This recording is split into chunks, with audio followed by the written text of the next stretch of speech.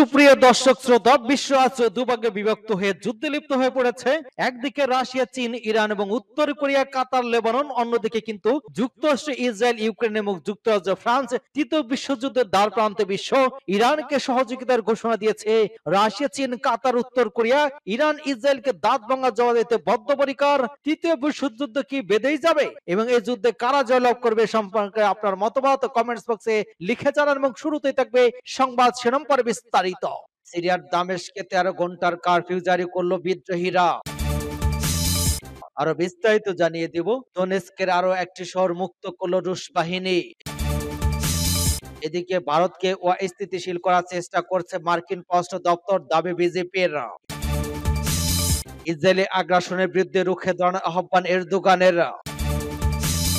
আরো জানিয়ে দিব, সিরিয়ায় সুন্নিদের বিজয়, নৈপথ্যের নায়ক হযরত ওমরের বংশধর জুলানি। এখনো সিরিয়ার তার্তুস বন্দরে রাশিয়ার যুদ্ধ জাহাজ রয়েছে, রুশ পররাষ্ট্রমন্ত্রীর হুঁশিয়ারি। এবং সর্বশেষে জানিয়ে দিব, ইসরায়েলি বহু F-35 যুদ্ধ বিমান ধ্বংস করেছে ইরান। এতক্ষণ শুনছিলেন সংবাদ শিরোনাম বিস্তারিত। তবে তার আগে অনুরোধ থাকবে, এই ভিডিওতে একটি লাইক দিন এবং কমেন্টস করে জানিয়ে দিন আপনি কোন জেলা থেকে বা কোথা থেকে আমাদের সাথে যুক্ত রয়েছেন। এবং সংবাদের সর্বশেষ গুরুত্বপূর্ণ আপডেট পেতে চ্যানেলটি সাবস্ক্রাইব করে আমাদের সঙ্গেই থাকুন। ধন্যবাদ। সিরিয়ার দামেস্কে 13 ঘন্টার কারফিউ জারি করলো বিদ্রোহীরা। সিরিয়ার বিদ্রোহীরা রাজধানী দামেস্কে 13 ঘন্টার কারফিউ ঘোষণা করেছে। স্থানীয় সময় বিকাল 4টা থেকে পরের দিন ভোর 5টা পর্যন্ত কারফিউ চলবে বলে টেলিগ্রামে সামরিক পরিচালনা কমান্ডের এক বিবৃতিতে জানানো হয়েছে। লাইভ ভিডিওতে দেখা গিয়েছে দামেস্কে বিদ্রোহীদের ব্যাপক এবং উদযাপনী গুলির শব্দ। তবে সিরিয়া রাষ্ট্রীয় টেলিভিশন জনগণের প্রতি আহ্বান জানানো হয়েছে যেন তারা জনবহুল স্থানে গুলি চালিয়ে সাধারণ মানুষকে ভীত না করেন। বিদ্রোহীরা দামেস্কের সাবেক প্রেসিডেন্ট বাশার আল-আসাদের প্রেসিডেন্সিয়াল রাষ্ট্রসহ বেশ কিছু বাসভবনে ঢুকে পড়েছে। রয়টার্সের এক ভিডিওতে দেখা যায় আসাদের আল রাউদা প্রাসাদে শিশু এবং সশস্ত্র ব্যক্তিরা প্রবেশ করেছে। তাদেরকে আসবাবপত্র নিয়ে বেরিয়ে আসার দৃশ্য দেখা গিয়েছে। এক ব্যক্তিকে বন্দুক হাতে প্রেসের ভিতরে দেখা গিয়েছে। সোশ্যাল মিডিয়া প্রকাশিত আর এক ভিডিওতে একটি আলোকোজ্জ্বল বাসভবনের করিডোরে পুরুষ এবং নারীদের আনন্দ মেতে উঠতে দেখা গিয়েছে। এক ব্যক্তি বলেন, এগুলো জনগণের সম্পদ, যদিও ভিডিওর সঠিক অবস্থান নিশ্চিত করা যায়নি। সিরিয়ার বিদ্রোহী কমান্ডার আবু মোহাম্মদ গোলানি এক বিবৃতিতে জানিয়েছেন, পেছনে ফেরার কোনো সুযোগ নেই। আমরা 2011 সালে আরব বসন্তের সময় যে শুরু করেছিলাম তা অব্যাহত রাখবো, ভবিষ্যৎ আমাদের। দোনেস্কের আরো একটি শহর মুক্ত করল রুশ বাহিনী। রাশিয়ার প্রতিরক্ষা মন্ত্রণালয় জানিয়েছে, রুশ সেনারা দোনেস্ক পিপলস রিপাবলিকের ব্রেস্টিকে শহর শত্রুমুক্ত করেছে। এক বিবৃতিতে রুশ প্রতিরক্ষা মন্ত্রণালয় জানিয়েছে, রাশিয়ার সেন্টার ব্যাটল গ্রুপের ইউনিটগুলোর শত্রু প্রতিরক্ষা অঞ্চলে গভীরভাবে আঘাত হেনেছে এবং অগ্রসর হয়েছে। সেই সঙ্গে দোনেস্ক পিপলস রিপাবলিকের ব্রেস্টিক শহর মুক্ত করেছে। এর আগে রুশ বাহিনী ইউক্রেনের সেনাবাহিনী একটি ব্রিগেডের ইউনিটগুলোর সমাবেশ স্থান লক্ষ্য করে টস-1 ইলিভস্কার ভারী ফ্লোবেদিয়ার ব্যবহার করেছিল বলে জানায় রাশিয়ার প্রতিরক্ষা মন্ত্রণালয়। মন্ত্রণালয় বলেছে, রাশিয়ার প্রতিরক্ষা মন্ত্রী ইউক্রেনের বাহিনীর একটি ব্রিগেডের ইউনিটগুলোর সাময়িক মোতায়েন স্থাপন ধ্বংস করে ভিডিও প্রকাশ করেছে। দেখেন, টস-1 ইলিভস্ক একটি প্লাটুন রাজবীর শহরের কাছে আঘাত হানে। ওই আঘাতের ফলে 45 জন শত্রু সেনা নিহত হয়েছে। এদিকে রাশিয়ার দক্ষিণ ব্যাটল গ্রুপ ইউনিটগুলো তাদের কৌশলগত অবস্থান উন্নত করেছে এবং ইউক্রেনের বাহিনী দুটি মেকানাইজড একটি এয়ার বাইমাইল এবং এয়ারবর্ন অ্যালিস্টেজ ব্রিগেডকে পরাস্ত করেছে। জিপিআর এর উগলিগি, কুরখাবা, নিকোলেগবা এবং দাসনা বসতিতে সব সংঘর্ষের ঘটনা ঘটে। একই সঙ্গে শত্রু দুটি পাল্টা আক্রমণ প্রতিহত করা হয়েছে। এতে ইউক্রেনের বাহিনীর 325 জন সেনা নিহত হয়েছে বলে জানিয়েছেন রুশ মন্ত্রণালয়। রাশিয়ার ডিনোপুর এবং উত্তর ব্যাটল গ্রুপের আক্রমণে ইউক্রেনের বাহিনী একদিনে প্রায় 120 জন সেনা হারিয়েছে যোগ করেছে মন্ত্রণালয়। এছাড়া রাশিয়ার পশ্চিম ব্যাটল গ্রুপের আক্রমণে ইউক্রেনের বাহিনী একদিনে 490 জন সেনা হারিয়েছে বলে জানিয়েছেন রাশিয়ার প্রতিরক্ষা মন্ত্রণালয়। অন্যদিকে রাশিয়ার সেন্ট্রাল ব্যাটল গ্রুপের দায়িত্ব অঞ্চলে ইউক্রেন বাহিনী গত 24 ঘন্টায় 525 জন সেনা হারিয়েছে বলে উল্লেখ করেছে মন্ত্রণালয়।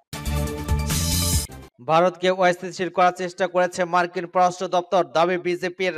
যুক্তরাষ্ট্রের পররাষ্ট্র দপ্তর ও ডিপ স্টেটের বিভিন্ন শক্তি ভারতকে অস্থিতিশীল করার চেষ্টা করছে বলে অভিযোগ করেছে প্রধানমন্ত্রী নরেন্দ্র মোদীর দল ভারতীয় জনতা পার্টি। দলটি বলেছে, একদল অনুসন্ধানী সাংবাদিক এবং বিরোধী দল কংগ্রেসের নেতা রাহুল গান্ধী ওই তৎপরতায় যোগ দিয়েছে, খবর রয়টার্সের। প্রতিবেদনের মতে গত 2 দশকে ওয়াশিংটন এবং নয়াদিল্লি বেশ জোরালো সম্পর্ক বজায় রেখে চলছে। কিছু মতানৈক্য এবং উত্তেজনা থাকা সত্ত্বেও উভয় পক্ষ এই সম্পর্ক আরো এগিয়ে নেওয়ার থাকার প্রতিশ্রুতি প্রকাশ করেছে।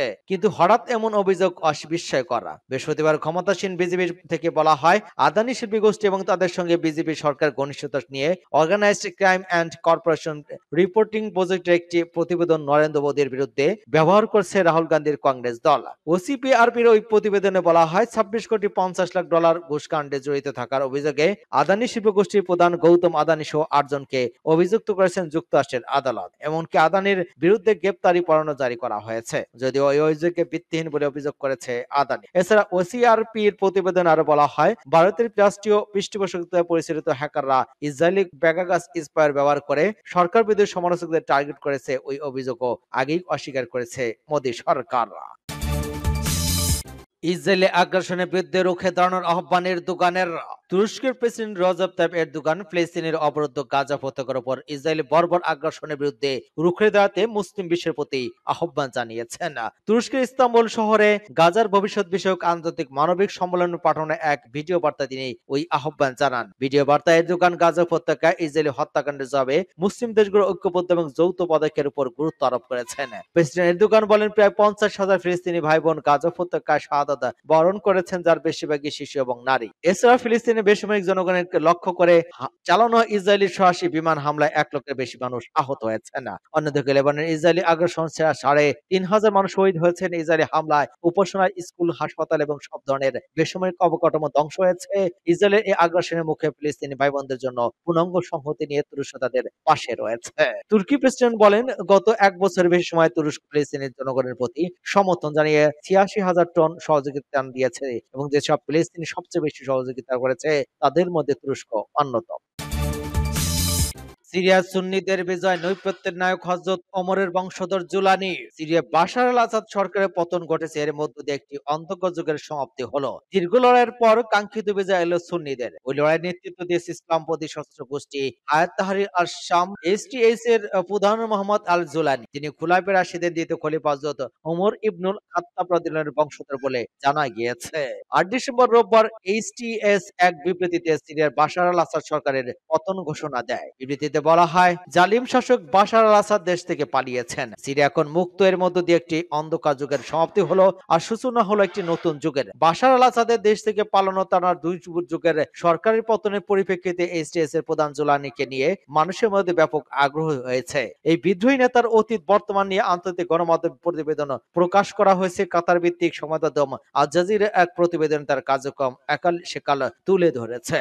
আবু মোহাম্মদ আল জুলানির আসল নাম আহমেদ হুসাইন আল সারা। 1982 সালে তিনি সৌদি আরবের রিয়াদে জন্মগ্রহণ করেন। তার বাবা সেখানে পেট্রোলিয়াম প্রকৌশলী হিসেবে কাজ করতেন। 1990 সালে তার পরিবার সিরিয়া থেকে ফিরে আসে, দামেস্কের ওদে বসতি স্থাপন করে। দামেস্কে থাকলে জুলানি কি করতেন তা জানা যায় না। 2003 সালে সিরিয়া থেকে ইরাকে এসে তিনি আল কায়দায় যোগ দেন। ওই বছর ইরাকে হামলা চালায় যুক্তরাষ্ট্র। তিনি সেখানে যুক্তরাষ্ট্র বিরোধী প্রতিরোধ আন্দোলন যোগ দেন। তখন থেকে তার নাম ছড়িয়ে পড়ে। 2006 সালে জুলানি যুক্তরাষ্ট্রের সেনাদের হাতে গ্রেপ্তার হন, 5 বছর আটক থাকেন। গণতন্ত্রের দাবিতে 2011 সালে সিরিয়ার শান্তিপূর্ণ বিক্ষোভ শুরু হয়। বিক্ষোভ দমনে বাশার আল আসাদ সহিংসতার পথ বেছে নেন। এর জেরে সিরিয়ায় গৃহযুদ্ধ শুরু হয়। 2011 সালে সিরিয়া গৃহযুদ্ধের সময় জুলানি ছাড়া পান। এরপর তার নেতৃত্বে সিরিয়া আল কায়দার শাখা প্রতিষ্ঠা হয়, যা আল নুসরা ফ্রন্ট নামে পরিচিত। সশস্ত্র গোষ্ঠীটি সিরিয়ার বিদ্রোহ নিয়ন্ত্রিত অঞ্চলে, বিশেষত ইদলিব শক্তিশালী হয়ে ওঠে। এখনো সিরিয়ার তার্তুস বন্দরে রাশিয়ার যুদ্ধ জাহাজ রয়েছে। রুশ পররাষ্ট্রমন্ত্রীর হুঁশিয়ারি। রাশিয়ার পররাষ্ট্রমন্ত্রী সের্গেই লাভরভ বলেছেন, এখন রাশিয়ার যুদ্ধ জাহাজ সিরিয়ার তার্তুস বন্দরে অবস্থান করছে, তারা ঘাঁটি ছেড়ে চলে যায়নি। সিরিয়ার সরকার বিরোধী সশস্ত্র সন্ত্রাসীরা রাজধানী দামেস্ক অঞ্চলের অভিযান শুরু করার পর লাভরভ এই কথা জানান। তিনি বলেন, তার্তুস বন্দর থেকে রাশিয়ার যুদ্ধ জাহাজ চলে যাওয়ার ব্যাপারে যে সমস্ত জল্পনা শোনা হয়েছে তা ভুল তথ্য হতে পারে, কারণ এখনো ভূমধ্যসাগরে রাশিয়ার যুদ্ধ জাহাজ মহড়া চালাচ্ছে। তিনি বলেন, ভূমধ্যসাগরে রাশিয়ার নৌবাহিনী যুদ্ধ মহড়া চালাচ্ছে, সম্ভবত স্যাটেলাইট ইমেজ থেকে ভুলক্রমে তার যুদ্ধ জাহাজ চলে যাওয়ার খবর হিসেবে প্রচার করা হয়েছে। গতকাল কাতার রাজধানী দোহায় তুরস্ক এবং ইরানের পররাষ্ট্রমন্ত্রীর সাথে বৈঠকের পর লাভরভ সাংবাদিকদের ব্রিফ করেন। দ্বিপক্ষীয় এবং ওই বৈঠকে সিরিয়ার পরিস্থিতি এবং সশস্ত্র সন্ত্রাসীদের অগ্রযাত্রা সম্পর্কে আলোচনা করা হয়। 2011 সালে সিরিয়ার বিদেশি মধ্যস্থ উগ্র সন্ত্রাসী তাণ্ডব শুরু হওয়ার পর থেকে 2015 সালে রাশিয়ার সামরিক বাহিনী উগ্র দায়েশ সন্ত্রাসীদের বিরুদ্ধে অভিযান শুরু করে। সেই সময় থেকে সিরিয়া রাশিয়ার গুরুত্বপূর্ণ সামরিক উপস্থিতি বজায় রয়েছে। সূত্র পাস টুডে। ইসরায়েলে বহু F-35 যুদ্ধবিমান ধ্বংস করেছে ইরান। ইসরায়েল সম্প্রতি প্রতিশোধমূলক 200 ব্যালিস্টিক ক্ষেপণাস্ত্র হামলা চালিয়েছে ইরান। হামলা ইসরায়েলের সামরিক স্থাপনাকে লক্ষ্য করেছিল তেহরান। সে হামলা নিজের সফল ঘোষণা করেছেন ইসলামী বিপ্লবী গার্ড কর্পসের কমান্ডার একজন উপদেষ্টা ব্রিগেডিয়ার জেনারেল ইব্রাহিম জাব্বারি। তার মধ্যে হামলা ইরানের উল্লেখযোগ্য সংখ্যক F-35 যুদ্ধবিমান ধ্বংস করেছে তারা। তেহরানে এক সম্মেলনে বক্তৃতাকালে ব্রিগেডিয়ার জেনারেল ইব্রাহিম জাব্বারি বলেন, গত 1 অক্টোবর পূর্ব প্রমিস এবং অপারেশন ইসরায়েলি সরকারের বিরুদ্ধে যে ক্ষেপণাস্ত্র নিক্ষেপ করেছিল ইরান তার 90% সফলভাবে লক্ষ্যবস্তুতে আঘাত করেছে। ক্ষেপণাস্ত্র হামলার সফলতার রহস্যের কথা জানিয়ে জাব্বারি বলেন, আইআরজিসির ইসরায়েলের সরকারি বিমান প্রতিরক্ষা ব্যবস্থার বিরুদ্ধে একযোগে সাইবার এবং ইলেকট্রনিক যুদ্ধ অভিযান চালিয়েছিল যা ক্ষেপণাস্ত্রগুলো লক্ষ্যবস্তুতে আঘাত হানতে পারে। জেনারেল আরো বলেন, ইরানের ব্যালিস্টিক ক্ষেপণাস্ত্র সফলভাবে ইসরায়েলি সরকারের গুরুত্বপূর্ণ ঘাঁটি এবং F-35 ফাইটার জেটের হ্যাঙ্গারে আঘাত করেছে, যার ফলে যুদ্ধবিমানগুলো একটি উল্লেখযোগ্য সংখ্যক বিস্ফোরণের ধ্বংস হয়েছে। আর এটা তারা করতে পেরেছে ইসরায়েল এবং যুক্তরাষ্ট্রের উন্নত নিরাপত্তা বলয় থাকার পরেও।